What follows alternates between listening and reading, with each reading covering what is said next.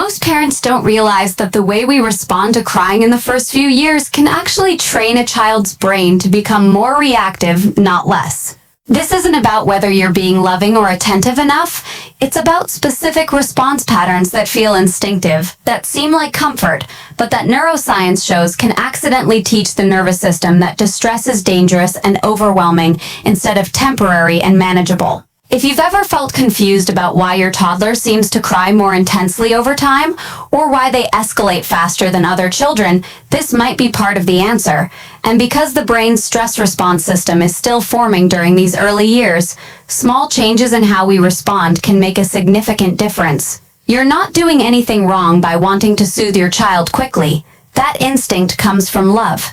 But understanding how the developing brain interprets our responses gives us the chance to support our children in ways that actually build emotional resilience instead of accidentally undermining it. Let's walk through the specific responses that research flags as potentially problematic, why they feel so natural to parents, and what developmental psychology suggests we do instead. Response pattern number 1, immediately matching your child's emotional intensity. This looks like the moment your toddler starts crying, you respond with high energy, urgent voice, worried facial expressions, or anxious body language. You might scoop them up quickly while saying things like, "Oh no, what's wrong? Are you okay? Did you get hurt?" in a tone that mirrors their distress. Parents do this because it feels empathetic. It feels like we're showing our child we understand how big their feelings are. But here's what neuroscience shows. A toddler's brain is constantly scanning their caregiver's nervous system for cues about whether the situation is safe or dangerous. This process is called neuroception, and it happens beneath conscious awareness. When we match their panic with our own heightened state, their developing amygdala, the brain's fear center, interprets this as confirmation that something truly threatening is happening. The child's stress response intensifies rather than settling. Research in developmental psychology finds that toddlers whose caregivers consistently respond to distress with calm, regulated presence develop better self-soothing abilities and lower baseline anxiety than children whose caregivers match their emotional intensity.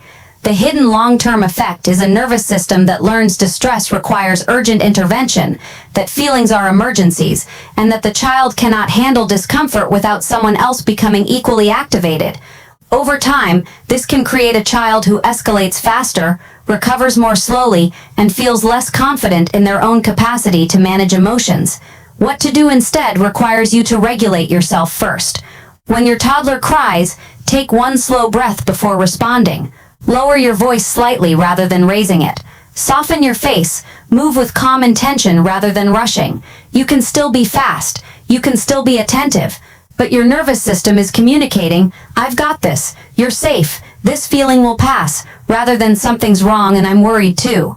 And here's what most parents miss about response pattern number 2, talking too much during the height of distress. This happens when a toddler is in the middle of crying and we immediately start explaining, reasoning, asking questions, or offering solutions. Why are you crying? Did your brother take your toy? Do you want your snack? Should we go outside? Let me help you. Tell me what you need. It feels productive. It feels like problem solving. It feels like good communication. But neuroscience explains that during emotional overwhelm, the prefrontal cortex, the part of the brain responsible for language comprehension and rational thought, goes temporarily offline. The toddler is operating primarily from their limbic system, the emotional brain. When we flood them with words during this state, we're actually adding cognitive demand on top of emotional distress. The brain has to try to process language while also managing big feelings, which can extend the duration of the meltdown. Developmental psychology finds that children who are given space to feel their emotions without simultaneous verbal processing tend to move through emotional states more quickly and with less residual distress. The long-term effect is a child who becomes dependent on external narration to understand their own feelings, who struggles to sit with uncomfortable emotions, or who learns that feelings must be immediately explained and fixed rather than simply experienced and released. What to do instead is offer your quiet presence first. Sit nearby or hold them if they want it, but resist the urge to talk. Let their nervous system complete the stress cycle without adding the task of language processing. After the intensity has passed, after they've calmed, that's when you can talk about what happened. You might say something simple like, "You were really upset," and let them fill in details if they're able. The processing happens after the storm, not during it. This is where the brain responds differently than we expect with response pattern number 3, stopping the crying as quickly as possible using distraction. Parents do this by immediately offering a toy, turning on a video, getting a snack, suggesting an activity, or redirecting attention the moment tears start. We say things like, "Look at this. Do you want to play with this instead?" The intention is to prevent suffering. We think we're helping our child feel better faster, but research shows there's a neurological cost. When we interrupt the emotional process through distraction, the stress hormones that were released during the initial upset don't get fully metabolized. The feeling doesn't complete its natural arc. Instead, it gets suppressed. The toddler's brain learns that feelings are something to avoid rather than something to move through. The nervous system doesn't get to practice the full cycle of activation and recovery. Neuroscience finds that emotional resilience develops specifically through the experience of feeling something difficult and then naturally returning to baseline. When we short-circuit this process repeatedly, we prevent the neural pathways associated with emotional regulation from strengthening. The hidden long-term effect is a child who becomes uncomfortable with any negative emotion, who expects immediate rescue from discomfort, who may develop anxiety around feelings themselves, or who struggles with emotional awareness because they never learned to stay present with their internal experience. What to do instead is allow a few minutes of feeling before offering comfort or solutions. You don't have to leave them alone, you can stay close, but instead of immediately distracting, you acknowledge, "You're sad we had to leave, I see that." Then you wait. You let them cry for a bit. Their nervous system needs to discharge the emotion. After a few minutes, if they're still very upset, then you might offer connection or gentle transition. But you give the brain time to do what it's designed to do, which is feel, process, and naturally return to equilibrium. And here's the pattern that surprises parents most. Response number 4, asking the child to stop crying. This shows up as, "You're okay, don't cry," or "Big kids don't cry," or "There's nothing to cry about," or even gentle versions like, "Can you try to calm down for me?"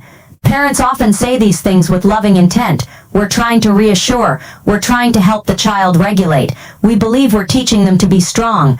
But developmental psychology finds that asking a toddler to stop crying sends a message that their emotions are wrong, inconvenient, or unwelcome.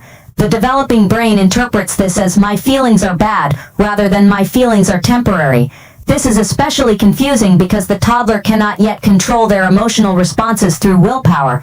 The brain structures required for that kind of emotional control aren't fully developed until much later. Research shows that children who are regularly asked to suppress their emotions tend to experience more intense emotional outbursts over time, not fewer. The feelings don't disappear, they accumulate, and because the child hasn't been given permission to express and release emotions in healthy ways, they eventually come out in bigger, more dysregulated ways. The long-term effect is a child who learns to hide feelings, who feels shame around normal emotional experiences, who may become disconnected from their own internal states, or who develops the belief that their authentic self is too much for others to handle. What to do instead is give explicit permission to feel. When your toddler is crying, you can say something simple like, "It's okay to cry," or "I'm here while you're sad." You're not agreeing that the situation is catastrophic. You're validating that the emotion itself is acceptable. You're teaching them that feelings are information, not emergencies, that they can be felt, expressed, and released without judgment. This single shift in language can change how a child relates to their emotional life for years to come. None of these patterns mean you've caused permanent harm. The brain remains remarkably adaptable, especially in these early years. What matters is the overall pattern, not individual moments. Every parent has matched their child's panic, talked too much during a meltdown, distracted to stop tears, or asked their child to calm down. That's normal. That's human. But now you know what the developing brain actually needs. A calm nervous system to borrow from, space to feel without interference, permission to have emotions without shame, and the experience of moving through distress and coming out the other side, again and again, until the brain learns deeply that feelings are temporary, manageable, and safe. Your presence matters more than your perfection. Your willingness to learn matters more than getting it right every time. And your child's brain is building resilience, not because you prevent all distress, but because you stay steady while they learn to navigate it themselves.